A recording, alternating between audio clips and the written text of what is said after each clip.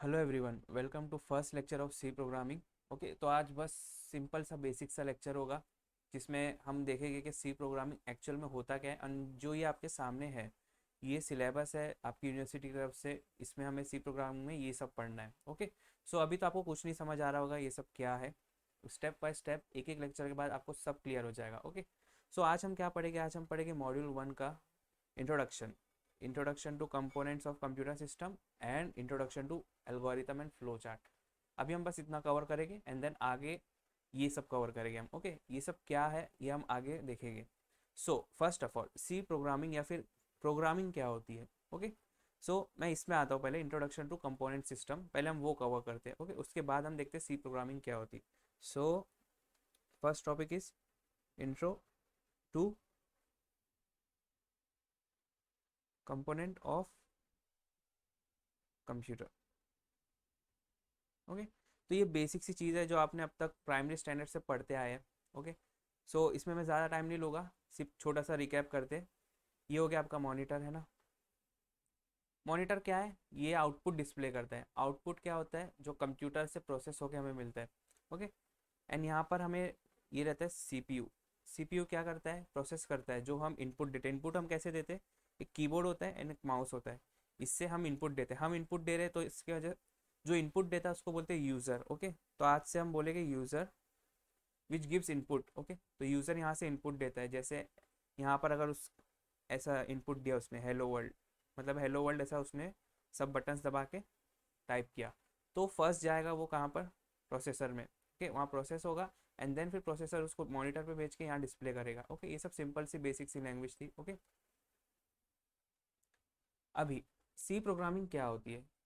जैसा कि हमें पता है कि हम इनपुट देते हैं कंप्यूटर को, हम यूज़र हो गए। ओके, एंड कंप्यूटर डिस्प्ले करता है आउटपुट, कुछ तो भी आउटपुट डिस्प्ले करता है। ओके, तो सी प्रोग्रामिंग क्या होता है कि जैसे अब आपको मान लो आपको इंग्लिश आती है, आपको हिंदी आती है। ओके, कंप्यूटर को कौन सी लैंग्वेज आती है? कंप्यूटर को इंग्लिश हिंदी नहीं आती। कंप्यूटर को एक ही लैंग्वेज आती है, वो होती है 0 1 की लैंग्वेज। ओके, 0 1 0 1 1 1 0 ऐसा कंप्यूटर कम्युनिकेट करता है। ओके, इसको बोलते हैं बाइनरी लैंग्वेज।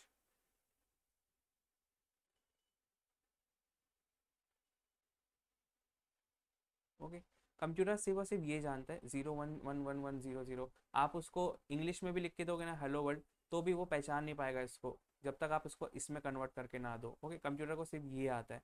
अगर आप हेलो वर्ल्ड कन्वर्ट करते हो 0 1 0 1 1 1 0 में, तो एकदम बहुत ज़्यादा ही बड़ा उसका कन्वर्जन हो जाता है। यहाँ से स्टार्ट हुआ तो पूरा एक पेज लग जाएगा, तो ये बहुत कॉम्प्लिकेट हो जाता है। ओके, कुछ भी इतना छोटा सा स्टेटमेंट में कन्वर्ट करना बहुत कॉम्प्लिकेट हो जाता है 0 1 में, ताकि कंप्यूटर उसको समझ पाए।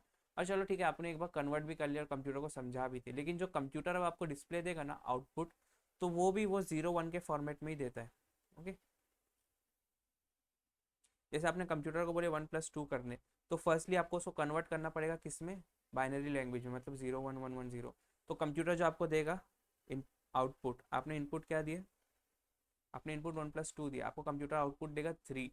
तो कंप्यूटर आपको ये देगा आउटपुट में 0 1 0 1 0 1, तो उसको वापस कन्वर्ट करना पड़ेगा 3 में। ओके, तो ये जो मेन बीच का जो प्रोसेस है कन्वर्जन का, वो करता है हमारी प्रोग्रामिंग लैंग्वेजेस। ओके, तो प्रोग्रामिंग लैंग्वेज मतलब अभी फिलहाल के लिए सी मान लो, तो एक सी लैंग्वेज नाम की एक प्रोग्रामिंग लैंग्वेज होती है जो हम अंडरस्टैंड कर पाते हैं as a human being. Okay, उसमें हम इसको इनपुट देते हैं 1 + 2 सी प्रोग्रामिंग में। तो प्रोग्रामिंग लैंग्वेज क्या करती है? वो कन्वर्ट कर देती है उस इनपुट को बाइनरी लैंग्वेज में, ताकि वो कंप्यूटर समझ पाए, फिर कंप्यूटर उस पर प्रोसेस करता है। ओके, और कंप्यूटर आउटपुट देता है बाइनरी लैंग्वेज में, लेकिन हमें ये नहीं समझ आएगा, इसलिए प्रोग्रामिंग लैंग्वेज वापस उसको कन्वर्ट करती है एक जो समझ सके हम उसमें आउटपुट में। ओके, प्रोग्रामिंग लैंग्वेज का इतना ही काम रहता है। अब प्रोग्रामिंग लैंग्वेज बहुत तरह की होती है। एक होगी सी, फिर एक होता है C++, फिर Java, Python, okay, Ruby and etcetera. बहुत सारे वेरियस तरीके की सी प्रोग्राम मतलब प्रोग्रामिंग लैंग्वेज होती है, जो सिर्फ और सिर्फ ट्रांसलेटर का रोल प्ले करती है। ओके, ट्रांसलेटर का रोल मतलब जैसे आप अभी जर्मनी में गए, आपको जर्मनी नहीं आती और ना ही जर्मन को हिंदी आती है, तो एक बीच में एक इंसान होगा जिसको हिंदी और जर्मनी दोनों आती, तो आप कुछ भी बोलोगे हिंदी में, वो हिंदी वाले इंसान को समझ आ जाएगी और वो जर्मन में कन्वर्ट करके उसको जर्मनी वाले को समझाएगा। लेकिन जर्मनी वाला उसको वापस क्या बोलेगा? जर्मन में आंसर देगा, तो वो हिंदी वाले को समझ आ जाएगा और हिंदी वाला फिर आपको हिंदी में समझाएगा। ओके, तो वो जो ट्रांसलेटर है मिड का, वो क्या है, वो हमारी प्रोग्रामिंग लैंग्वेज है। ओके, अब वो कोई भी हो सकता है, या तो सी हो सकती है, या तो सी प्लस प्लस, या जावा, या पाइथन, या फिर रूबी, या फिर कुछ भी और। आप जितने भी आपको प्रोग्रामिंग लैंग्वेज आप सर्च कर सकते हैं, वो सब यही काम करती है। ओके, तो हमें सब नहीं पढ़ना है अभी फिलहाल के लिए, अभी हमें सिर्फ और सिर्फ इस पे फोकस करना है, सी प्रोग्रामिंग लैंग्वेज पे। ओके, ये सबसे oldest and first programming language है जो डेवलप्ड हुई थी। ओके, तो अब हम इसके डिटेल में जाएंगे, इसको हम इसकी हिस्ट्री जानेंगे, इसको कैसे करते हैं यूज़ वो जानेंगे, एंड इससे डिफरेंट डिफरेंट तरह के हम प्रोग्राम्स लिखेंगे, जो जिसमें हम इनपुट देंगे कुछ और उससे हमें आउटपुट मिलेगा। ओके, तो सी प्रोग्रामिंग लैंग्वेज का आपको सिग्निफिकेंस समझा होगा कि क्या होता है वो। ओके, इसको डेनिस रिची ने डेवलप की थी बेल लेबोरेटरीज में। तो ये सब जानने से पहले ना, सी प्रोग्रामिंग में अब हम घुसने से पहले हमें ना ये मालूम होना चाहिए, अल्गोरिथम एंड फ्लो चार्ट। तो अभी फिलहाल के लिए आप सी प्रोग्रामिंग को भूल जाओ, प्रोग्रामिंग लैंग्वेज को भी भूल जाओ, अल्गोरिथम एंड फ्लो चार्ट पे आते हैं। ओके, अब अल्गोरिथम क्या होता है एंड फ्लो चार्ट क्या होता है। फ्लो चार्ट तो अभी छोड़ो, अल्गोरिथम देखते हैं। अल्गोरिथम क्या होता है, वो कुछ नहीं होता, वो सिर्फ स्टेप्स होते हैं। एक प्रॉब्लम को कोई प्रॉब्लम स्टेटमेंट है, तो उसको कैसे सॉल्व करते हैं उसके स्टेप होते हैं। ओके, फॉर एग्जाम्पल अगर मैंने आपको एक प्रॉब्लम दी, प्रॉब्लम स्टेटमेंट, प्रॉब्लम स्टेटमेंट, या फिर आप दूसरी भाषा में इसको कह लो, आपको मैंने कोई टास्क दिया, ठीक है, मैंने आपको बोला go and boil a egg. ये एक टास्क है आपके लिए, क्या है, एक एग बॉयल करना है। तो आप क्या क्या स्टेप्स फॉलो करोगे। फर्स्टली, स्टेप नंबर वन, आप क्या करोगे, you will buy an egg, है ना, पहले तो एग खरीद के लाओगे। फिर स्टेप टू क्या करोगे आप उसको क्रैक करोगे एंड पोर करोगे उसको एक यूटेंसिल में, है ना। एंड स्टेप थ्री, फिर आप क्या करोगे, आपको बॉयल करना है, तो सॉरी उसमें क्रैक नहीं करना पड़ेगा आपको, आपको डायरेक्टली डालना पड़ेगा। थोड़ा सा पानी लोगे आप यूटेंसिल में एंड उसमें डालोगे put an egg in water. Okay, then आप क्या करोगे, on the gas, gas on करोगे। स्टेप थ्री, फिर फोर्थ स्टेप क्या रहेगा आपका, wait for 15 to 20 minutes.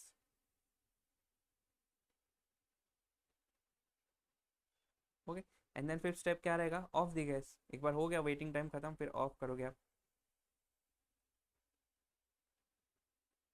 Okay, तो ये स्पेसिफिक स्टेप्स आप परफॉर्म करने पड़ते हैं आपको एक साधारण से एग को बॉईल करने के लिए। तो ये जो लिस्ट ऑफ स्टेप है, इसको बोलते हैं एल्गोरिथम। एल्गोरिथम कुछ हार्ड चीज़ नहीं है, वो सिर्फ लिस्ट ऑफ स्टेप है, उसको बोलते हैं एल्गोरिथम। ओके, अब ये प्रोग्रामिंग लैंग्वेज में इसका क्या लेना देना, ठीक है। तो प्रोग्रामिंग लैंग्वेज के कंटेक्स में हम देखते हैं इसका क्या लेना देना। तो प्रोग्रामिंग लैंग्वेज में problem statement boil and egg थोड़ी रहेगा, प्रॉब्लम स्टेटमेंट रहेगा कि आप यूज़र से इनपुट लो। ओके, यूज़र गिव इनपुट, उससे लेंथ एंड ब्रेथ ले लो, लेंथ एंड ब्रेथ, ठीक है। एंड इनपुट लेने के बाद आपको आउटपुट क्या देना है, आपको आउटपुट देना है एरिया, कैलकुलेट द एरिया। अब आपको इसके लिए एल्गोरिथम लिखना है, तो आप क्या करोगे, स्टेप वन, एल्गोरिथम आप लिखो, step one, take input from user.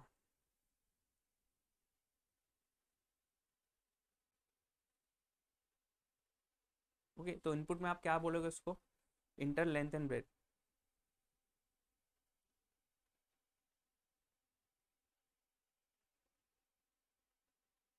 ठीक है, अब स्टेप टू क्या, आपको लेंथ एंड ब्रेथ मिल गई, अब आपको कैलकुलेट करना है एरिया। तो एरिया क्या होता है, स्टेप टू में क्या लिखेंगे हम, area is equal to length into breadth. Okay, अब स्टेप थ्री, कैलकुलेट तो हो गया एरिया, अब उसको डिस्प्ले भी तो करना है ना, आउटपुट डिस्प्ले करना है हमें। तो क्या करेंगे हम, display area. Okay, and then step four, stop. तो ये हो गए स्टेप्स आपको ये प्रॉब्लम स्टेटमेंट सॉल्व करने के लिए। ओके, तो इसको एल्गोरिथम बोलते हैं, इन सिंपल लैंग्वेज इसको एल्गोरिथम बोलते हैं। और ये ना, एक इंपॉर्टेंट पॉइंट आप नोट कर लो कि एल्गोरिथम ये लैंग्वेज इंडिपेंडेंट होता है, मतलब सी, सी प्लस प्लस, जावा, पाइथन के लिए नहीं है ये सब वैलिड। ये एक जनरलाइज फॉर्म है, ये सिर्फ लिस्ट ऑफ स्टेप्स है। ओके, ये कोई भी लैंग्वेज में आप डाल सकते हो, मतलब आपको अब ये जो चीज़ है inter length and bread area calculate करो एंड डिस्प्ले करो, वो आप इसमें भी कर सकते हो, सी में, सी प्लस प्लस में भी कर सकते हो, जावा में भी कर सकते हो, पाइथन में भी कर सकते हो। ओके, तो ये जो अल्गोरिथम होता है वो एक लैंग्वेज इंडिपेंडेंट स्ट्रक्चर रहता है। ओके, सो अल्गोरिथम भी ना ये तो हम सिंपल इंग्लिश लैंग्वेज में लिख रहे थे, इसलिए इसको कहते हैं स्टेप फॉर्म अल्गोरिथम। इसको क्या कहते हैं हम? Step form algorithm.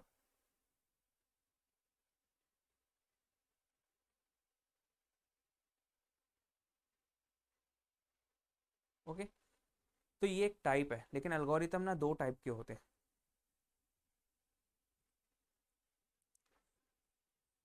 एक तो ये हो गया जो हम अभी सिंपल लिख रहे थे, स्टेप फॉर्म। ओके, एंड दूसरे टाइप का होता है स्यूडो कोड। स्यूडो का मतलब होता है false, false code algorithm. Okay, आपको नाम से ही समझ आ गया होगा, इसमें थोड़ी बहुत ना स्क्रैप कोडिंग यूज होती है। कोडिंग का मतलब होता है इसमें थोड़े बहुत कीवर्ड्स यूज होते हैं, इसका भी आपको मतलब नहीं पता होगा अभी, लेकिन धीरे धीरे आगे आपको पता चलेगा। मतलब इसमें थोड़े बहुत ना कीवर्ड्स यूज होते हैं। तो ये ना एक तरीके से ना बिगनिंग है एक कोई भी प्रोग्रामिंग लैंग्वेज सीखने की। आपको स्यूडो कोड एल्गोरिथम लिखने आ गया ना, आप मतलब थोड़ी बहुत कोडिंग जानते हो, क्योंकि इसमें थोड़ी सी कोडिंग यूज होती है। क्योंकि ये नॉर्मल एल्गोरिथम नहीं है जैसे हमने यहाँ लिखे स्टेप फॉर्म में कि inter length and bread calculate area, इसमें सब ना कीवर्ड्स यूज होते हैं, थोड़े बेसिक टाइप के कीवर्ड्स जैसे प्रिंट और फिर अपना हो गया इंट, वो सब कीवर्ड्स इसमें यूज होते हैं। ओके, सो अभी स्टेप फॉर्म एल्गोरिथम तो बहुत ईजी है, आपको कोई भी चीज़ का आपको स्टेप फॉर्म एल्गोरिथम लिखने आ जाएगा। एग्जाम में भी अगर उसने बोलता है, वैसे तो नहीं आता इसका क्वेश्चन, लेकिन अब बोलता है कि स्टेप फॉर्म एल्गोरिथम लिखो, तो आप सिंपल इंग्लिश लैंग्वेज में उसको कन्वर्ट करके लिख देना। अब हम नेक्स्ट टॉपिक पढ़ेंगे pseudo code algorithm. Okay,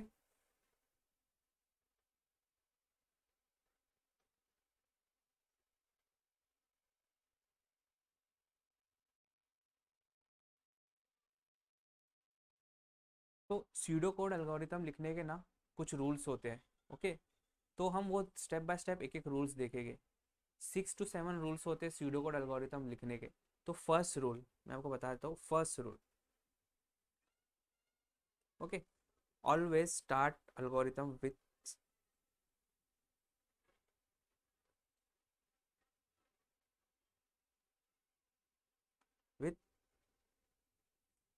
first step जो अपना रहना चाहिए, जैसे एल्गोरिथम मैंने आपको बताया ना स्टेप वाइज लिखते हैं हम, तो जो स्टेप 1 रहेगा वो ऑलवेज स्टार्ट रहना चाहिए। ओके, ये स्टार्ट वर्ड स्टेप 1 रहना चाहिए। एंड बीच में कुछ भी हो, जब लास्ट स्टेप पे आप पहुंचोगे, समझो स्टेप आपका लास्ट स्टेप है स्टेप नंबर 9। ओके, तो जब अल्गोरिथम खत्म हो जाएगा तो आपको उसको इंडिकेट करना पड़ेगा स्टॉप से। ओके, तो ये फर्स्ट रूल है स्यूडो कोड एल्गोरिथम लिखने का, कि जब भी आप स्यूडो कोड एल्गोरिथम स्टार्ट करते हो तो स्टेप 1 हमेशा लिखना स्टार्ट, एंड स्टेप जो लास्ट स्टेप होता है वो हमेशा स्टॉप लिखना, क्योंकि इंडिकेट करता है वो सामने वाले को कि यहाँ से स्टार्ट हुआ है एंड यहाँ पर स्टॉप हो गया, एंड बीच में जो भी आपकी वो एल्गोरिथम की कोडिंग रहेगी वो आएगी। ओके, अब नाउ चलते हैं हम सेकेंड स्टेप पे। अब ना सेकेंड स्टेप से ना कीवर्ड्स यूज हो गए। कीवर्ड्स क्या होते हैं? वो ऐसे वर्ड्स होते हैं ना जिनका कुछ स्पेसिफिक फंक्शन होता है कोडिंग में, तो वो हम एग्जांपल के थ्रू समझेंगे। ओके, तो स्टेप 2 क्या रहता है? डिस्प्ले करना है अगर आपको कोई मैसेज। ओके, स्टेप 2 है कि डिस्प्ले करना है आपको कुछ। तो कीवर्ड पता है क्या यूज होता है इसमें? Keyword used is print. Okay, print is the keyword used. Okay, अब इसको समझेंगे कैसे हम? समझो, एग्जांपल लेते हैं हम, कि आपको ना यूजर यूजर कुछ इनपुट नहीं ले रहे, आपको सिर्फ डिस्प्ले करना है। Display hello world on screen. ठीक है,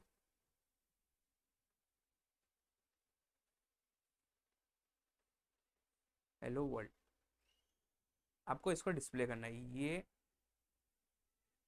ये मैसेज को आपको स्क्रीन पे डिस्प्ले करना है। ये आपकी स्क्रीन हो गई। ओके, इस पे आपको यहाँ ये डिस्प्ले करना है हेलो वर्ल्ड। तो आप इसको कैसे डिस्प्ले करोगे, अल्गोरिथम के फॉर्म में कैसे लिखोगे? तो फर्स्टली आप फर्स्ट स्टेप क्या लिखोगे? फर्स्ट स्टेप कुछ भी होने दो, स्टार्ट रहेगा, हमेशा स्टार्ट रहेगा। ओके, अब ये सेकंड स्टेप में आपको प्रिंट कीवर्ड का यूज़ करना पड़ेगा, क्योंकि आपको सिंपली डिस्प्ले करना है। तो कैसे लिखेंगे हम? यहाँ पर लिखेंगे प्रिंट, और ना डबल कोट का इस्तेमाल करेंगे हम। डबल कोट में अब हम जो भी लिखेंगे ना वो एज इट इज डिस्प्ले होगा, जैसे हम लिखते हैं हेलो वर्ल्ड। ओके, तो क्या होगा स्क्रीन पे ना hello world as it is display होगा, क्योंकि वो डबल कोट के अंदर आया और आपने प्रिंट कीवर्ड का यूज हुआ। तो प्रिंट कीवर्ड क्या करेगा, ये हेलो वर्ल्ड को डिस्प्ले करेगा स्क्रीन के ऊपर। ओके, ये असली में कोई कोडिंग लैंग्वेज नहीं है जो असली में डिस्प्ले होगा, ये सिर्फ हमें अंडरस्टैंड करने के लिए हम एल्गोरिथम लिख रहे हैं, इसका हमेशा ध्यान रखेगा। एंड देन लास्ट स्टेप क्या रहेगा, स्टॉप। ये दो स्टेप तो हमेशा रहेंगे, बीच में आप कुछ भी करो। ओके, तो प्रिंट और डबल कोट में जो रहेगा ना एज इट इज प्रिंट होगा। अभी एक छोटा सा ना कंसेप्ट देख लेते हैं हम वेरिएबल का। ठीक है, इसको स्टेप 2 में हम थोड़ा सा बेसिक देखते हैं, स्टेप 3 में हम समझेंगे ये क्या होता है। तो वेरिएबल क्या होता है, जिसमें ना हम डिफरेंट डिफरेंट वैल्यूज डाल सकते हैं। फॉर एग्जांपल एक्स अगर वेरिएबल है तो उसकी वैल्यूज हो सकती है तो 1 या तो 2 या तो 3, ऐसे डिफरेंट डिफरेंट एक्स की वैल्यूज हो सकती है। अब मेरे को अगर इसको डिस्प्ले करना है स्क्रीन पे तो क्या करना पड़ेगा, क्या रखेंगे हम, प्रिंट और डबल कोट डाल के मैंने अगर एक्स लिखा। ओके, सो क्या हो जाएगा, एक्स की वैल्यूज नहीं होगी प्रिंट, सिंपल एक्स प्रिंट हो जाएगा स्क्रीन के ऊपर, ऐसा एक्स प्रिंट हो जाएगा। क्योंकि जैसा मैंने आपको कहा डबल कोट के अंदर ना सिर्फ और सिर्फ एज इट इज जैसी चीज है वो हूबहू डिस्प्ले होती है, तो एक्स डिस्प्ले हो जाएगा ना कि उसकी वैल्यू। तो इसकी वजह से अगर आपको वेरिएबल प्रिंट करना है, मतलब वेरिएबल को आपको डिस्प्ले करना है, वेरिएबल की वैल्यू 1 2 3 4, तो आपको डबल कोट नहीं यूज करना है इसमें। ठीक है, ये रॉन्ग है, आपको सिंपल प्रिंट एक्स करना है, तो कंप्यूटर समझ जाएगा कि वेरिएबल है एक्स है और उसकी वैल्यूज प्रिंट कर देगा। ओके, तो ये हमने छोटा सा एक ब्रीफली देखे वेरिएबल क्या होता है। अब नेक्स्ट स्टेप में हम देखते हैं असल में वो क्या है। तो नेक्स्ट स्टेप है स्टेप नंबर 3। ओके, स्टेप 2 था डिस्प्ले, स्टेप 1 था तो कैसे स्टार्ट एंड स्टॉप करते हैं एल्गोरिथम को, स्टेप 2 था क्या कोई सिंपल मैसेज अगर डिस्प्ले करना हो या फिर वेरिएबल डिस्प्ले करना हो तो कैसे करते हैं। अब स्टेप 3 है to take input from user.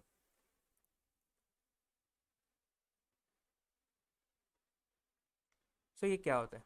Okay, तो इसमें कीवर्ड जो यूज होता है वो मैं पहले लिख देता हूँ। कीवर्ड यूज्ड इज इनपुट, या फिर रीड भी आप यूज कर सकते हो, रीड वैसे कम यूज होता है, इनपुट यूज होता है ओके ज्यादातर।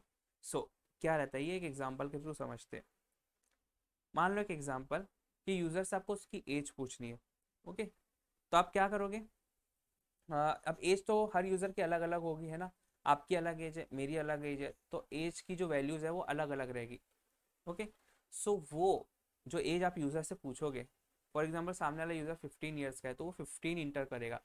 तो वो इंटर करा 15, अब वो आपको कंप्यूटर में स्टोर कहीं तो करना पड़ेगा ना वो वैल्यू, क्योंकि हो सकता है नेक्स्ट यूजर की एज 16 हो तो वो 16 इंटर करे। तो ये जो स्टोर करने के लिए जो चीज़ यूज होती है ना उसको बोलते हैं वेरिएबल। ओके, वेरिएबल में आप वैल्यूज स्टोर कर सकते हो। वेरिएबल को आप मान लो एज अ कंटेनर, समझो ये कंटेनर्स है डिफरेंट डिफरेंट, इसका नाम ए है, इसका नाम बी है, इसका नाम सी है।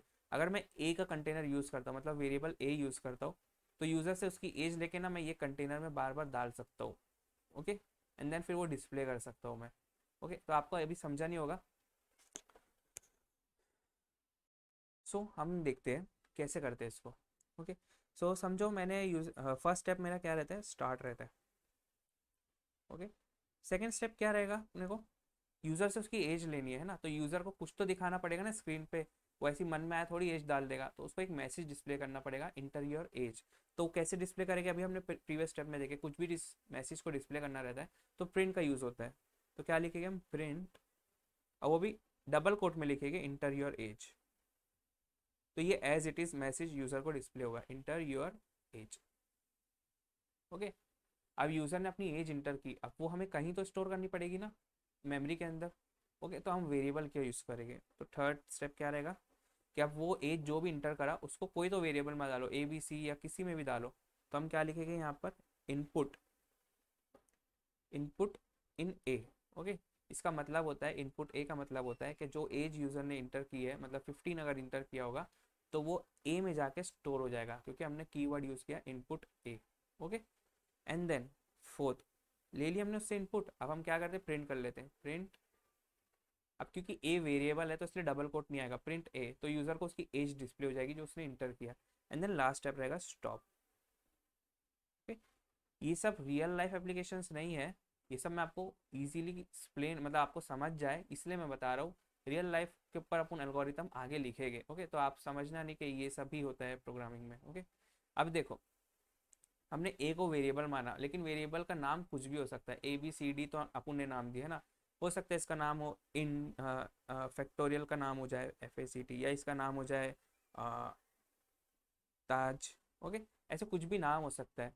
तो वो जो नाम है ना, वो हम एल्गोरिथम में नहीं डिफाइन करते, उसको रियल कोडिंग में डिफाइन करते। डिफाइन करना मतलब कंप्यूटर को बताते कि ये वेरिएबल का नाम ना ताज है। ओके, तो हम रियल कोडिंग में ना डिफाइन करते हैं वहाँ पर कि ये जो वेरिएबल है, एक वेरिएबल मैं यूज़ कर रहा हूँ उसका नाम ताज रहेगा, लेकिन एल्गोरिथम में ये सब करने की ज़रूरत नहीं है।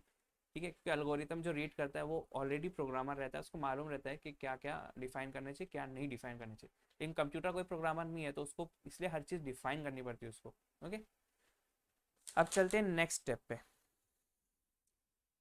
नेक्स्ट रूल पे, रूल नंबर 4। अब देखो यहाँ से मज़ा आएगा, पता है क्यों? क्योंकि अब हम यूज़ करने जा रहे हैं टू सिचुएशन स्टेटमेंट। ओके, ये क्या होता है? तो कीवर्ड पहले मैं लिख लेता हूँ, फिर मैं एक्सप्लेन करता हूँ आपको। कीवर्ड, कीवर्ड इसमें क्या यूज होता है? If, then, else. ओके, तो इसको भी नाम एग्जाम्पल के थ्रू समझते हैं, क्योंकि एग्जाम्पल के थ्रू चीज़ें बहुत ज़्यादा क्लियर हो जाती है। Okay, so two situation statement, keyword use is if then else. अभी ना इसको एग्जाम्पल के थ्रू समझते हैं कि समझो यूजर से ना हम एक नंबर लेते हैं। ओके, और हमें वो चेक करना है कि वो नंबर 10 से बड़ा है क्या छोटा है। अगर वो नंबर 10 से बड़ा हुआ तो हम लिख देंगे बिग नंबर, और अगर वो नंबर 10 से छोटा हुआ तो हम लिख देंगे स्मॉल नंबर। तो समझा आपको क्या करना है? हमें यूजर से एक उसका मनचाहा नंबर लेना है और चेक करना है कि वो 10 से बड़ा है या छोटा है। ओके, तो इसका प्रैक्टिकल एग्जाम्पल भी मैं ना नेक्स्ट एग्जाम्पल में आपको बताता हूँ। पहले हम ये देखते हैं इसको यूज़ कैसे करते हैं। ओके, तो फर्स्ट स्टेप क्या रहेगा मेरा एल्गोरिथम का? स्टार्ट। हर एल्गोरिथम में फर्स्ट स्टेप रहता है स्टार्ट। ओके, अब सेकंड स्टेप, हमें यूजर से नंबर लेना है, तो उसको कुछ तो डिस्प्ले करना पड़ेगा ना स्क्रीन पे। वो ऐसी थोड़ी नंबर दे देगा, तो क्या करेंगे हम डिस्प्ले करने के लिए? प्रिंट कीवर्ड का यूज। प्रिंट, फिर डबल कोट में जो लिखा जाएगा वैसा का वैसा प्रिंट होगा स्क्रीन पे। Print inter a number. Okay, तो अब यहाँ स्क्रीन पे आ जाएगा इंटर नंबर। ओके, अब यूजर नंबर इंटर करेगा, तो वो कहाँ स्टोर करेंगे? एक वेरिएबल में स्टोर करेंगे, जाहिर सी बात है। तो नेक्स्ट स्टेप क्या होगा हमारा? इनपुट। अब समझो एक वेरिएबल है यहाँ पर, कंटेनर समझ लो आप वेरिएबल को, ए। ओके, अब इनपुट ए, इनपुट ए का मतलब होता है जो नंबर यूजर ने इंटर किया हो, कोई भी नंबर इंटर कर सकते हैं ना, वो ए में जाके स्टोर हो गया। ओके, अब हम यूज करेंगे हमारा situation statement, if then else. तो क्या स्टेटमेंट है? तो हम यूज करेंगे इफ। इफ, अगर, इफ का मतलब होता है अगर। इफ जो यूजर ने नंबर इंटर किया वो ए में स्टोर हो गया, अब वो नंबर को मैं ए से डिनोट करूंगा। If A is less then 10, अगर ए 10 से छोटा रहा, देन क्या करना रहेगा उसके बाद? देन प्रिंट, उसके बाद मैं प्रिंट करवा दूंगा सीधा। क्या प्रिंट करवा दूंगा? अपना स्मॉल नंबर। ओके, ठीक है, अगर ए जो यूजर ने डाला है वो 10 से छोटा है, तो क्या हो जाएगा? प्रिंट हो जाएगा स्मॉल नंबर। और अगर वो 10 से बड़ा रहा तो लिखने की जरूरत नहीं, डायरेक्ट एल्स लिख देंगे हम। एल्स, नहीं तो। एल्स का मतलब होता है नहीं तो, print big number. Okay, and then last step हमारा रहेगा स्टॉप। इसके बाद स्टॉप हो जाएगा ना एल्गोरिथम, ऑब्वियस सी बात है। तो क्या हो रहा है इसमें? देखो आप, यूज़र एक नंबर इंटर कर रहा है, वो जाके स्टोर हो रहा है ए में। फिर कंप्यूटर क्या कर रहा है? उसको चेक कर रहा है। कंडीशन है ना यहाँ पर कि अगर वो नंबर 10 से छोटा रहा तो क्या करेगा कंप्यूटर? प्रिंट कर देगा स्मॉल नंबर। और नहीं रहा, नहीं तो प्रिंट करेगा बिग नंबर। तो आपको ये सिचुएशन स्टेटमेंट का यूज़ करना आ गया है। अब हम एक ना रियल लाइफ एग्जांपल लेते हैं, तो आपको और क्लियर हो जाएगा। ठीक है, तो रियल लाइफ एग्जांपल में क्या ले सकते हैं? जैसे अभी आपका कोई भी सब्जेक्ट हो अपना, तो उसका पासिंग मार्क्स कितना रहेगा? अगर 60 मार्क्स का सब्जेक्ट है तो पासिंग मार्क्स होगा अपना 24। ओके, सो अभी हम क्या करेंगे? अभी हम ना, यूजर्स हमारे स्टूडेंट्स हैं आप जैसे। ओके, आपको कंप्यूटर पूछेगा कि आपने मार्क्स इंटर करो। ओके, तो फिर कंप्यूटर आपको बताएगा आप फेल हो क्या पास हो। तो कंप्यूटर को चेक करना पड़ेगा ना कि वो मार्क्स जो आपने इंटर किए वो 24 से ज़्यादा है तो पास हो जाएगी, 24 से कम है तो फेल हो जाएगी। ओके, तो अब इसके लिए हम एल्गोरिथम कैसे लिख सकते हैं? तो फर्स्ट स्टेप हमारा रहेगा स्टार्ट करना है। एल्गोरिथम यहाँ पर स्टार्ट हो गया। ओके, अब सेकेंड स्टेप रहेगा, आपको दिखना चाहिए ना यहाँ स्क्रीन पे क्या करना क्या है मेरे को। तो आपको यहाँ पर डिस्प्ले करना पड़ेगा। क्या डिस्प्ले करना पड़ेगा? प्रिंट यूज करते हैं ना हम डिस्प्ले करने के लिए। Print, print inter your marks.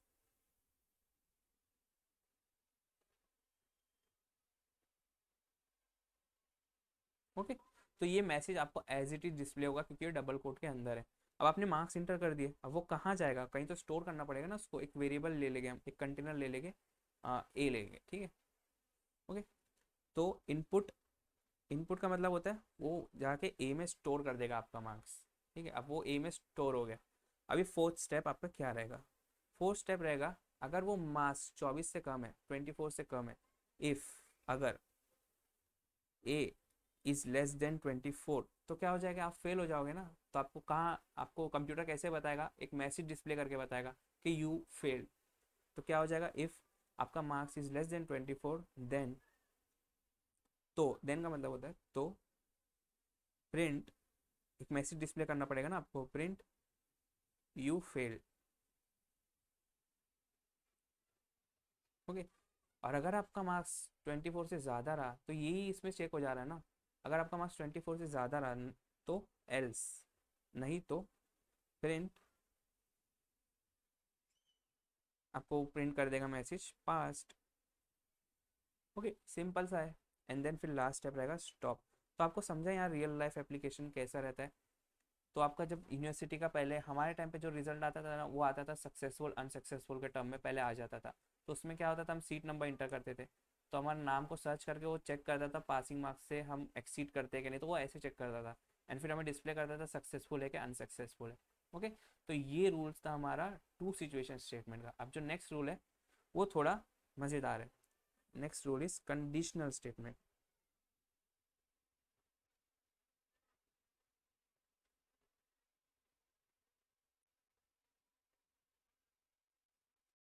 सो मैं पहले कीवर्ड्स लिख देता हूँ। ओके, कीवर्ड इसमें क्या जरूर है? एंड, या फिर और, या फिर नॉट। ओके, ये तीन कीवर्ड्स इसमें यूज हो गए। तो अभी इसको भी हम एग्जांपल के थ्रू समझते हैं। एंड कब यूज होता है? एंड जब यूज होता है जब दो कंडीशन हो आपके पास और दोनों नेसेसरी कंडीशन हो। ओके, तो एग्जांपल लेते हैं, जैसे कि you have to pass in physics and maths both.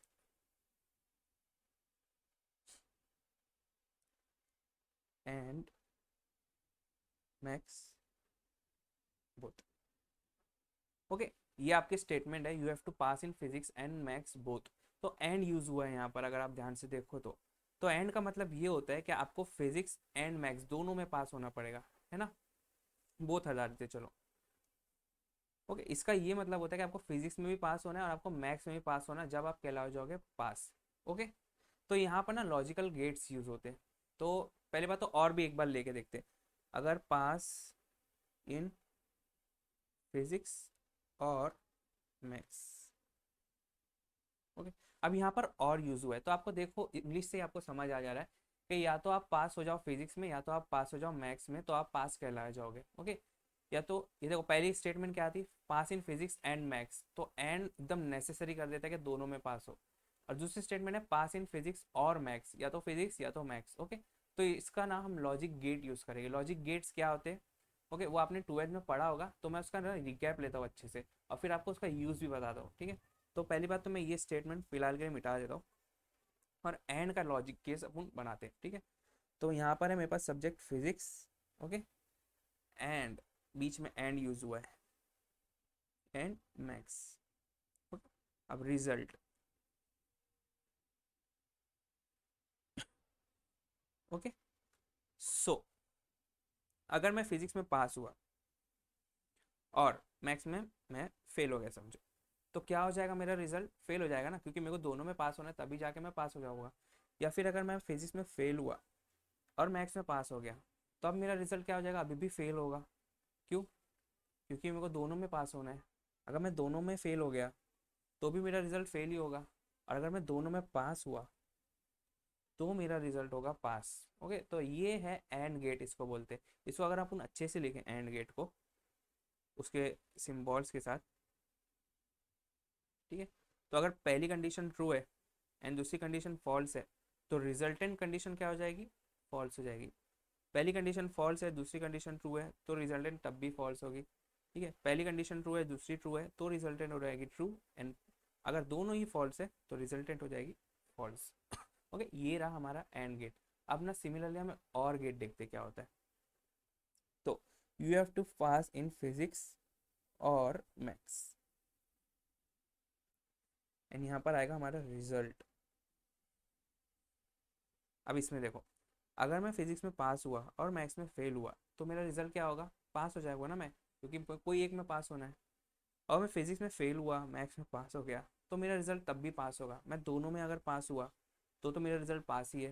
Okay, अगर मैं दोनों में फेल हो गया तो दोनों कंडीशन सेटिस्फाई नहीं हुई तो मेरा रिजल्ट हो जाएगा फेल। ओके, तो अब इसको हम कैसे लिखेंगे अच्छे सिंबल के साथ, और गेट को।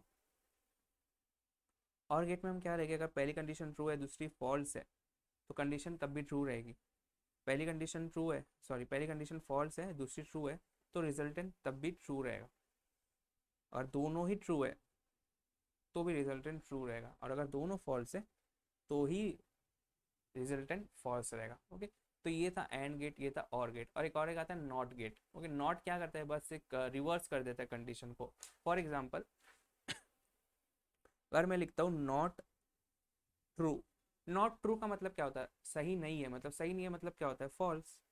या फिर अगर मैं लिखता हूँ नॉट फॉल्स, नॉट फॉल्स का मतलब गलत नहीं है, मतलब गलत नहीं है तो क्या सही हुआ ना वो। तो not false, sorry not true का मतलब हुआ फॉल्स, नॉट फॉल्स का मतलब हुआ ट्रू। तो इसको ना हम आगे कोडिंग में ही देख लेंगे, इसमें यहाँ पर इसका कुछ ज़्यादा सिग्निफिकेंस नहीं है। ओके, तो ये तीन टाइप की कंडीशन हमने देख लिया। अब इसका हम प्रैक्टिकल यूज़ देखते हैं। एक हम एल्गोरिथम लिखते हैं जिसमें आपको ये पूरा क्लियर हो जाएगा कि गेट्स यूज़ कैसे हुए। ओके, सो मैं एक एग्जाम्पल लेता हूँ। एग्जाम्पल है tell whether student is pass और फेल। ओके, तो आप बोलेंगे तो पहले भी कर चुके, नहीं अभी इस बार हम कंडीशन बदल देते। क्या, इस बार दो सब्जेक्ट है ना, फिजिक्स एंड मैथ्स। तो फिजिक्स का जो पासिंग मार्क्स है, क्योंकि फिजिक्स आपका 60 मार्क्स का होता है तो पास मार्क्स होगा आपका 24, एंड मैथ्स आपका होता है 80 मार्क्स का, है ना, तो पासिंग मार्क्स क्या हो जाएगा आपका 32। तो आपको देखना है कि ये दोनों कंडीशन सेटिस्फाई करने चाहिए। Tell whether the student is pass in physics and maths. ठीक है, ये दोनों में अगर वो पास हुआ तो ही जाके वो पास कहलाया जाएगा, अगर एक में भी फेल होता है ना वो फेल हो जाएगा। ओके, सो हमें ना यहाँ एंड कंडीशन चेक करनी है। टेल वेदर स्टूडेंट पास और फेल, पास और फेल, हाँ पास और फेल। तो हम कैसे स्टार्ट करेंगे, हम स्टार्ट करते हैं, स्टार्ट, स्टार्ट बटन से हमने स्टार्ट किया। ओके, तो फर्स्ट स्टेप रहेगा हमारा स्टार्ट। अब सेकेंड स्टेप है, तो मतलब हमें यूजर से फिजिक्स और मैथ्स के मार्क्स लेने हैं, है ना। तो फिजिक्स एंड मैथ्स के मार्क्स हम दो तरीके से ले सकते हैं, तो मैं आपको दोनों बताता हूँ कैसे लिख सकते हैं। कि हम पहले यूजर को मैसेज डिस्प्ले करते हैं, क्या, print inter physics marks. Okay, तो ये यूजर से हमने पूछे कि इंटर फिजिक्स मार्क्स, तो स्क्रीन पे ऐसा मैसेज आएगा इंटर फिजिक्स मार्क्स। तो मार्क्स इंटर करेगा यूजर अपना, तो वो मार्क्स को कहीं तो स्टोर करना पड़ेगा ना, तो हम स्टोर करते हैं उसको एक वेरिएबल में, इनपुट। इस इनपुट से क्या होता है, एक वेरिएबल में स्टोर हो जाता है। कौन से वेरिएबल में स्टोर करते हैं, चलो पी नाम के वेरिएबल में स्टोर करते हैं। ठीक है, चलो उसको नाम देते हैं PHY, दे देते PHY नाम के वेरिएबल में हम स्टोर करते हैं उसको। ओके, अभी फिजिक्स का मार्क्स तो हो गया, अब उससे क्या पूछना है हमें, मैथ्स का पूछना है। तो उसके बाद का स्टेप क्या रहेगा हमारा, print inter maths marks. Okay, अब यूजर मैथ्स के मार्क्स डालेगा, तो अब उसको हम स्टोर करते हैं दूसरे वेरिएबल में। फिजिक्स में तो ऑलरेडी स्टोर हो चुकी ना वैल्यू, अब हम इसको स्टोर करेंगे मैथ्स नाम के वेरिएबल में। ओके, अब दो वेरिएबल है हमारे पास, दो कंटेनर है हमारे पास, इन शॉर्ट ये कंटेनर है, ये कंटेनर है, एक नाम है फिजिक्स और एक का नाम है मैथ्स। ओके, वो दो कंटेनर में वैल्यूज स्टोर होगी। ओके, तो मैंने आपको बताया ना, ये चार स्टेप लिखने से अच्छा आप इसको दो स्टेप में भी निपटा सकते हो। कैसे, क्या, अगर आप लिखते हैं यहाँ पर print enter physics and maths marks, okay, आप दोनों एक साथ लिख दो ना, तो यूजर को दो वैल्यूज इंटर करनी पड़ेगी। अब वो दो वैल्यूज आपको दो वेरिएबल में स्टोर करनी पड़ेगी, तो आप क्या स्टोर करने के लिए यूज करते हैं, इनपुट, है ना। इनपुट की जगह आप रीड भी लिख सकते हो, तो चलो इसमें एग्जाम्पल में मैं रीड लिखता हूँ ताकि उसका भी एप्लीकेशन हो जाए, रीड। ओके, नहीं आपको कंफ्यूज हो जाएगा, यहाँ इनपुट लिए वहाँ रीड लिए, तो एक काम करो इनपुट ही रहने दो, नेक्स्ट में हम रीड लिखते हैं। इनपुट, इनपुट से हम स्टोर करेंगे उसको दो वेरिएबल में, क्या, इनपुट पहला जो मार्क्स है फिजिक्स का एंटर करेगा ना, तो फिजिक्स पी एच वाई में स्टोर करो और कॉमा यूज़ करना सेकेंड वेरिएबल यूज़ करने के लिए, और दूसरा मार्क्स वो स्टोर करना चाहिए मैक्स में। ओके, आप ऐसा भी लिख सकते हो या फिर ऐसा अलग अलग भी लिख सकते हो और ऐसा एक साथ भी लिख सकते हो, इसमें आपको क्या होगा, दो स्टेप बच गए यहाँ पर। ओके, सो अभी हमने यूज़र से इनपुट तो ले लिया, अब हमें क्या करना है, चेक करना है कि वेदर वो इनपुट हमारी जो कंडीशन है फिजिक्स एंड मैथ्स की वो सेटिस्फाई कर रहा है क्या नहीं। ओके, तो वो कंडीशन चेक करने के लिए अगर वो सेटिस्फाई करता है फिजिक्स एंड मैथ्स को, तो क्या करना चाहिए, तो उसको बताना चाहिए कि वो पास है, और नहीं करता है तो फेल बता। ठीक है, तो इफ़ एंड एल्स का यूज़ होगा क्योंकि हमें सिचुएशन चेक करनी है एंड कंडीशन भी चेक करनी है, तो एंड का भी यूज़ होगा। तो लेट्स बिगिन, इसको अलग लाइन में लिखता हूँ ताकि आपको क्लैरिटी हो थोड़ा। Next step, six step. Okay, if, if, ठीक है, इफ अगर फिजिक्स पी एच वाई, हमारा वेरिएबल पी एच वाई है ना, अगर फिजिक्स का मार्क्स कितना है 24 पासिंग है, तो अगर फिजिक्स का मार्क्स 24 से कम रहा तो क्या हो जाएगी कंडीशन, फॉल्स हो जाएगी, है ना। कंडीशन मतलब ये फेल हो जाएगा ना अगर फिजिक्स का मार्क्स 24 से कम रहा। और उसके साथ साथ क्या चाहिए, हमें मैथ्स में भी पास रहना चाहिए ना, तो हम यूज़ करेंगे बीच में एंड का। ओके, एंड, ओके, एंड क्या चाहिए, मैथ्स का मार्क्स 32 से कम। ठीक है, अगर ये दोनों कंडीशन फेल होती है, तो ये दोनों कंडीशन कब फेल होगी, अच्छा दोनों फेल होती तो रिजल्ट क्या होगा हमारा, ये फेल हुए ये फेल हुए, तो एफ एंड एफ, ऊपर देखो एफ और है ये, तो यहाँ देखो एफ एंड एफ अगर दोनों में फेल होता है तो रिजल्ट आता है फेल, है ना। सो रिजल्ट क्या आएगा यहाँ पर, अगर ये दोनों कंडीशन फॉल्स होती है, ओके, तो रिजल्ट आएगा then print fail. Okay, else अगर इनमें से, देखो एंड गेट क्यों यूज़ किया मैंने, पता है कि अगर एक में भी वो फेल होता है, समझो यहाँ फेल हो गया यहाँ पास हो गया, तो भी मेरी कंडीशन फॉल्स हो जाएगी। एक काम कर दे, यहाँ गेट बना लेंगे अपन, तो इसको थोड़ा और नीचे लिखते, चार लाइन छोड़ के लिखते, एक दो तीन चार, देन प्रिंट फेल, या फिर अगर नहीं होती कंडीशन ट्रू होती है, एल्स प्रिंट पास।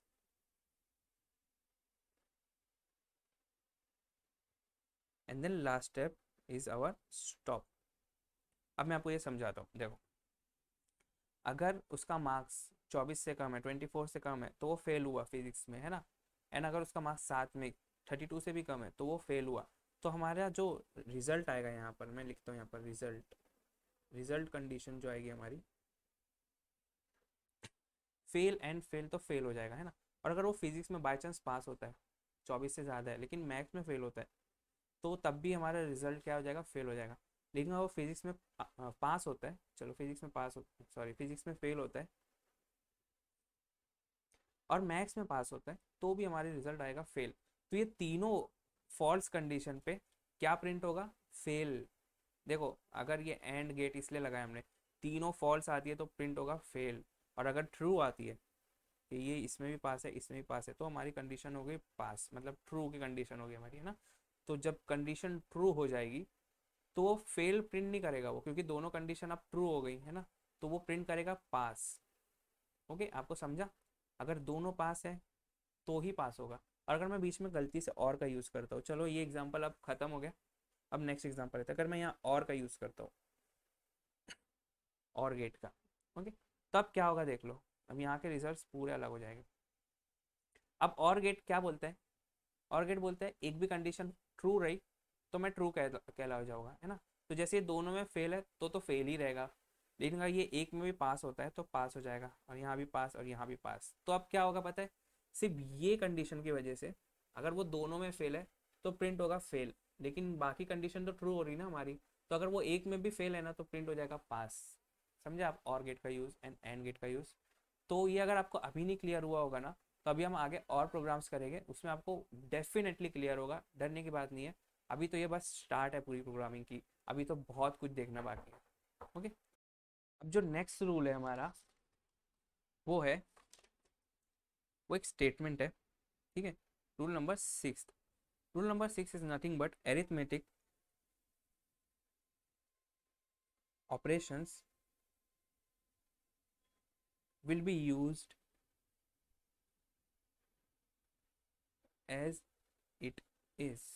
ओके, सो उसमें क्या रहेगा, arithmetic operation will be used as it is. इसका मतलब ये होता है कि अगर आप 2 + 2 करते हो इक्वल टू 2, या फिर 2 × 2 इक्वल टू 2, या फिर 2/2 इक्वल टू 1, तो ये जो ऑपरेशन है प्लस, डिवीजन, मल्टीप्लिकेशन और माइनस, सब्ट्रैक्शन, जो भी ऑपरेशन है ना, वो एल्गोरिथम में आप एज इट इज लिख सकते हो, उसमें कोई पाबंदी नहीं है। ओके, और ये 2 एस्ट्रिक, इसको बोलते हैं एस्ट्रिक। ओके, 2 * 2 हमने क्यों लिखे पता है, 2 × 2 कीबोर्ड में नहीं हो सकता है, पता है क्यों, क्योंकि इंटू साइन है ही नहीं कीबोर्ड में, इसकी जगह एक्स है कीबोर्ड में, तो हम 2x2 लिखेंगे तो वो कंप्यूटर एक्स ही रीड करेगा और प्रोग्राम भी एक्स रीड करेगा।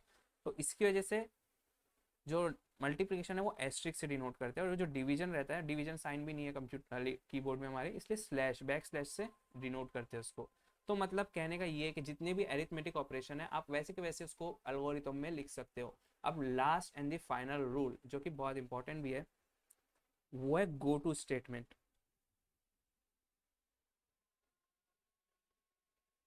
ठीक है, ये जो है ना, ये लूप जनरेट करने के बहुत काम आता है, used for generating loop.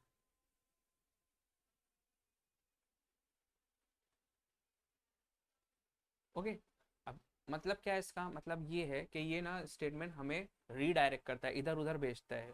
For example, कि मैं अगर आपको बोलूँ एक ऐसा प्रोग्राम लिखो कि यूज़र से आप इनपुट लेते रहो, ठीक है, यूज़र से नंबर लो, ठीक है, जब तक वो डबल डिजिट नंबर इंटर ना कर दे तब तक उससे नंबर लेते रहो। मतलब वो 2 इंटर करता है तो उसको बोलो कि वापस नंबर इंटर करे, इंटर अगेन। फिर अगर वो 3 इंटर करता है तो बोलो इंटर अगेन, जब तक कि वो 10 इंटर ना कर दे तब तक, मतलब 10 या उससे बड़ा नंबर इंटर ना कर दे तब तक आप उसको लेते रहो लेते रहो लेते रहो इनपुट। तो आपको ये प्रोग्राम लिखना पता है कैसे पड़ेगा, आप इसको नॉर्मल वे में नहीं लिख पाओगे। कैसे, अगर मैं लिखता हूँ स्टार्ट, ठीक है, यूज़र से नंबर तो ले लेता हूँ मैं, print enter a number. Okay, मैंने प्रिंट कर लिया। अब थर्ड स्टेप रहेगा हमारा इनपुट। ये नंबर को स्टोर करना है ना, हमें ए में स्टोर करता हूँ मैं, ठीक है। अभी क्या, ए में स्टोर हो गया, अभी क्या, अभी फोर्थ रहेगा। अभी मेरे को अगर ये ए सिंगल डिजिट है तो पता कैसे चलेगा मेरे को ये सिंगल डिजिट है, अगर वो ए 10 से छोटा रहा तो ही सिंगल डिजिट नंबर होते हैं ना, 1 2 3 4 5 6 7 8 9 10। तो 10 से छोटे जितने नंबर है सब सिंगल डिजिट है ना, जीरो से स्टार्ट करते चलो। तो ये सब नंबर सिंगल डिजिट है। तो क्या करना पड़ेगा मेरे को, यहाँ इफ एल्स का यूज़ करना पड़ेगा। If A is less then 10, मतलब ए सिंगल डिजिट हो गया, देन क्या करना पड़ेगा, देन प्रिंट इंटर अगेन। तो इंटर अगेन बोलना पड़ेगा ना उसको, क्योंकि अगर वो ए से छोटा नंबर डाला है तो उसको बोलना पड़ेगा इंटर अगेन। हाँ ये देखो, if A is less then 10, मतलब कंडीशन अगर ये ट्रू होती है, ये कंडीशन अगर फॉल्स होती है तो देन प्रिंट होता है, और अगर ये ट्रू होती है तो क्या होगा, एल्स प्रिंट होगा। एल्स क्या, एल्स प्रिंट थैंक यू। हमने पिछले भी इसमें देखे थे प्रोग्राम में, अगर ऊपर वाली ये जो कंडीशन है इफ के साथ वो फॉल्स होती है बाय चांस, जैसे 6 इज लेस देन 10 फॉल्स है, तो देन प्रिंट होता है इंटर अगेन। या फिर प्रिंट होगा, अगर ट्रू होती है तो प्रिंट होता है थैंक यू। ओके, मतलब एल्स का पार्ट प्रिंट होता है। एंड देन वी विल, हाँ आप देखो, अब उसने इंटर किया नंबर 2 समझो। ओके, 2 ए में स्टोर हुआ, 2 इज लेस देन 10, तो उसको बोलेगा कंप्यूटर इंटर अगेन। अब नंबर वो वापस इंटर करेगा, अब वापस इंटर किया हुआ नंबर किधर जा रहा है, वो बस इंटर कर दिया, उसको स्टोर करने के लिए वेरिएबल ही नहीं है ना, तो मेरे को यहाँ लिखना पड़ेगा फिर इनपुट बी, बी में स्टोर होगा वो फिर, और फिर मेरे को वापस ये स्टेटमेंट लिखनी पड़ेगी। तो मैं ऐसा कब तक लिखते रहो यार, फिर से चेकिंग की स्टेटमेंट लिखना पड़ेगा। बी में उसने 3 इंटर कर दिया अगर, तो फिर 3 इज लेस देन 10 वापस स्टेटमेंट लिखे, फिर प्रिंट इंटर अगेन, फिर अब वो 4 इंटर करेगा, तो 4 को कहीं और स्टोर करना पड़ेगा। ऐसे ना मेरे को कहाँ तक जाऊँगा मैं, ठीक है। ये तो सिंगल डिजिट, अगर डबल डिजिट बोल दो तो क्या 99 बार लिखेंगे आप? नहीं। इसलिए यहाँ पर गो टू का स्टेटमेंट का यूज़ होता है। अब वो कैसे यूज़ होता है देखो, प्रिंट इंटर अगेन की जगह मैं क्या कर सकता हूँ पता है, गो टू स्टेप 2। अब देखो क्या होगा ये, कि अगर ये कंडीशन फॉल्स होती है, अगर वो 2 इंटर करता है 2 इज लेस देन 10, तो क्या करेगा वो 2 स्टेप पे चले जाएगा वापस, ये वाले स्टेप पे, प्रिंट इंटर अ नंबर, फिर इनपुट ए में अब वो नंबर स्टोर होगा जो नया वो नंबर इंटर करेगा, फिर वापस चेक होगी ये कंडीशन। समझे? ऐसा ये लूप जनरेट होगी, इसको लूप बोलते हैं। ये कहीं ये क्लोज लूप बोलते हैं इसको, ठीक है। तो जब तक वो 10 इंटर ना कर दे, ठीक है, अगर वो 10 इंटर करता है तो थैंक यू प्रिंट हो जाएगा और प्रोग्राम हमारा स्टॉप हो जाएगा। लेकिन वो उससे छोटे नंबर इंटर करेगा ना, तो वो हमेशा उसको सेकंड स्टेप पे भेज देगा, जो कि है इंटर नंबर इनपुट है, तो इससे लूप जनरेट हो गई। ओके। तो गो टू स्टेटमेंट का सिंपल मकसद रहता है लूप जनरेट करना। ओके। तो आई होप आपको ये क्लियर हुआ होगा सारे रूल्स राइटिंग ऑफ एल्गोरिथम। तो गाइस अब हम क्या करते हैं, अब हमने जितना अब तक रूल्स देखे हैं, जो भी 7 रूल्स 6 रूल्स हमने जो देखे हैं, वो सबको ना अप्लाई करके 2 एल्गोरिथम लिखते हैं, ठीक है। उससे आपको पूरा क्रिस्टल क्लियर हो जाएगा कि एल्गोरिथम एक्चुअल में लिखते कैसे। तो let's do some practice on that rules. अब हम सब कॉम्बिनेशन के साथ देखेंगे, ठीक है। अब तक हम इंडिविजुअली देख रहे थे कौन सा रूल था, अब हम सब एक साथ अप्लाई करके देखते हैं। ओके। सो फर्स्ट क्वेश्चन लेता हूँ मैं। फर्स्ट क्वेश्चन इज आवर के write an algorithm to display square of a number। Okay हमें इसका एक algorithm लिखना है। क्या एक algorithm लिखना है जिससे हम यूजर से एक नंबर ले और हमें उसका स्क्वायर उसको डिस्प्ले में देना है। ओके। सो इसको कैसे स्टार्ट करेंगे, स्टार्ट तो एक ही चीज से करते हैं हम, स्टार्ट से। स्टेप 1 हमारा रहता है start. Okay. Now step 2, user से हमें नंबर लेना है ना। तो हमें क्या करना पड़ेगा, प्रिंट करना पड़ेगा। प्रिंट क्यों? क्योंकि हमें यूजर को दिखाना पड़ेगा ना स्क्रीन पे कि भाई नंबर इंटर कर दे। तो क्या, प्रिंट इंटर अ नंबर। तब ये मैसेज ना यूजर को एज इट इज डिस्प्ले होगा स्क्रीन के ऊपर। यहाँ पर देखो, यहाँ ना डिस्प्ले होगा उसको, प्रिंट इंटर नंबर। प्रिंट नहीं डिस्प्ले होगा, जो डबल कोट के अंदर वो। ओके। अब वो नंबर इंटर किया, अब जाहिर सी बात है अब वो नंबर कहीं तो स्टोर करना पड़ेगा हमें। तो हम उसके लिए क्या करें, एक वेरिएबल का यूज़ करेंगे। तो मान लो ए वेरिएबल है मेरा, उसमें अपन वो स्टोर करेंगे। तो स्टोर करने के लिए क्या यूज़ करते हैं, input. Input in a. Okay. A में अब वो नंबर स्टोर हो गया, वो नंबर के साथ हम कुछ भी कर सकते हैं, ठीक है। तो फोर्थ स्टेप हमें करना क्या है, लेकिन हमें करना है square of that number. Okay. So a हमारा नंबर है अब, तो ए का स्क्वायर ऐसा तो नहीं आएगा कंप्यूटर में ए का स्क्वायर करके, तो इसलिए ए इंटू ए करना पड़ेगा हमें। ए इंटू ए करना पड़ेगा। तो ए इंटू ए अब एक नई वैल्यू हो गई, ठीक है। पहले वैल्यू थी ए, अब ए इंटू ए एक न्यू वैल्यू हो गई। अब वो न्यू वैल्यू को एक दूसरे वेरिएबल में स्टोर करना पड़ेगा। तो वो वेरिएबल हम कुछ भी ले सकते हैं। समझो वो वेरिएबल स्क्वायर है ना, तो एस ले लेते हैं अपन, ठीक है। तो वो मैं एस में डालता हूँ, ठीक है। अब मैंने ऐसा क्यों नहीं लिखा a into a is equal to s, ऐसा क्यों नहीं लिखा मैंने, एस पहले क्यों लिख दिया? तो एक बात ध्यान में रखो, a equal to b and b equal to a, ये सिर्फ और सिर्फ मैथ्स में होता है। प्रोग्रामिंग लैंग्वेज में ये दोनों इक्वल नहीं होते। पता है क्यों? क्योंकि इक्वल टू साइन का मतलब प्रोग्रामिंग लैंग्वेज में अलग होता है, ठीक है। इसमें इक्वल टू साइन का मतलब होता है दोनों एक समान है, right hand side is equal to left hand side. लेकिन प्रोग्रामिंग में इक्वल का मतलब होता है ये एरो, मतलब अगर ए इक्वल टू भी है, इसका ये मतलब होता है कि जो लेफ्ट हैंड साइड की वैल्यू है वो राइट हैंड साइड पे स्टोर होती है। मतलब सॉरी, जो राइट हैंड साइड की वैल्यू है वो लेफ्ट हैंड साइड पे स्टोर होती है। मतलब लेफ्ट हैंड साइड हमारा एक वेरिएबल है। तो अगर मैं ऐसा लिखता हूँ 10 और उसको मुझको स्टोर करना है कोई वेरिएबल में, तो मैं उसको ऐसा लिखूंगा ए इक्वल टू 10, मतलब अब मेरे ए में 10 स्टोर हो गया, ठीक है। ओके। और अगर मैंने ऐसा लिख दिया गलती से 10 इक्वल टू ए, तो मतलब मेरे वेरिएबल का नाम हो गया 10 और उसमें ए स्टोर हो गया। समझे आप? ये दोनों अलग होता है। तो इसकी वजह से ना ये ए इक्वल टू का मतलब ना सिंपल ये होता है, ये एरो बना देना आप इक्वल टू, अगर आपको नहीं समझा ना तो ये एरो बना देना। मतलब ये होता है कि जो लेफ्ट हैंड साइड में, जो राइट हैंड साइड में, वो लेफ्ट हैंड साइड में स्टोर होता है। ओके। तो अगर मैं ये लिखता a into a is equal to s, मतलब मेरी एस की वैल्यू ए इंटू ए में स्टोर हो जाती है। लेकिन मेरे को वो नहीं चाहिए था, मेरे को चाहिए था ए इंटू ए की वैल्यू किसी में स्टोर हो। तो वो किसी क्या है, एस। एस में स्टोर होगी अपनी ए इंटू ए की वैल्यू। ओके। सो ये सब मैं मिटा देता हूँ, आपको आई होप क्लियर हो गया होगा।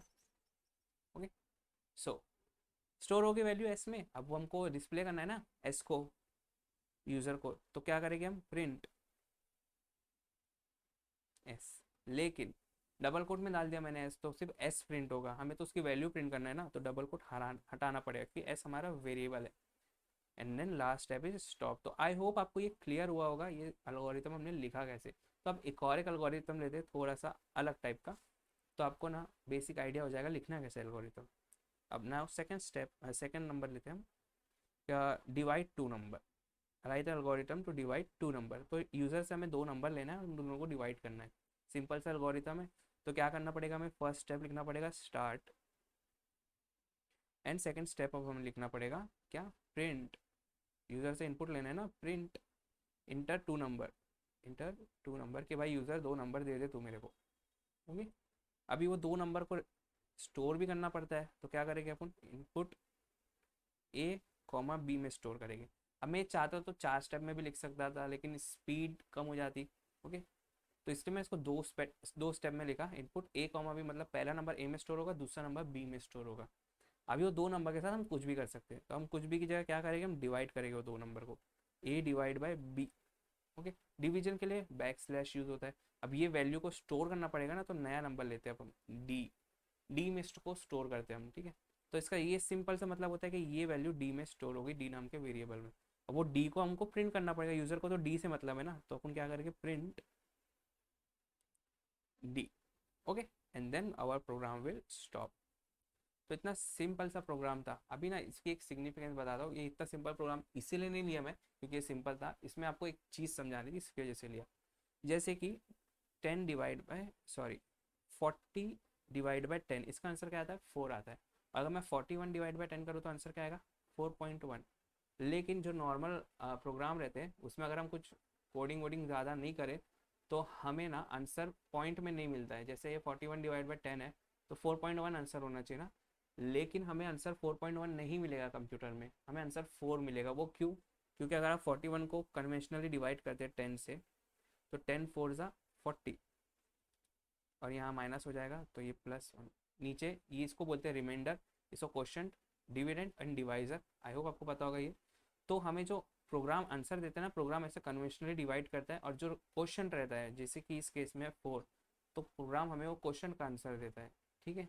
तो अगर आप 49 डिवाइड बाई 10 भी करोगे ना, तो भी आपको आंसर 4 ही मिलेगा, 4.9 नहीं मिलेगा, आपको आंसर 4 मिलेगा, क्योंकि प्रोग्राम रीड करता है और क्वेश्चन को आंसर देता है, वो रिमाइंडर को आंसर देता ही नहीं है। रिमाइंडर का आंसर कौन देता है, अगर मैं लिखता हूँ 10 मॉड 41, अब रिमाइंडर जो आएगा उसका आंसर, ये हमारा आगे का प्रोग्राम है, इसको हम आगे देखते हैं, अभी कंफ्यूज मत होइए। अभी बस इतना ध्यान में रखिए कि कुछ भी डिवाइड करेंगे ना, अगर वो डिविजिबल नहीं है और आंसर पॉइंट में आ रहा है, तो पॉइंट में आपको प्रोग्राम आंसर नहीं देगा, प्रोग्राम सिर्फ और सिर्फ क्वेश्चन को आंसर देता है।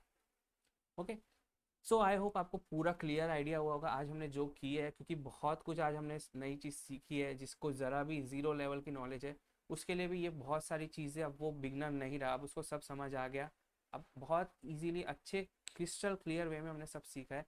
तो इसी तरह हम आगे सारे प्रोग्राम्स को सिंपल करके सीखेंगे। ओके, तो आगे भी बने रहिएगा। ओके, अब कोई भी डाउट आए तो प्लीज़ फीडबैक में बता दीजिएगा, और डाउट हम लोग उसको क्लियर करने की कोशिश करेंगे। So take care, good bye अभी के लिए, एंड मिलते हैं नेक्स्ट लेक्चर में। Thank you.